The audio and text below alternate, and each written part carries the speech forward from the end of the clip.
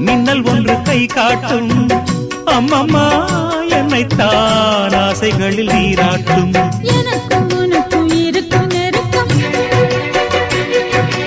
இளமை தொடங்கி முதுமை வரைக்கும் இரவும் பகலும் உறவை வளர்க்கும் இடையில் இருக்கும் தடையை தகர்க்கும்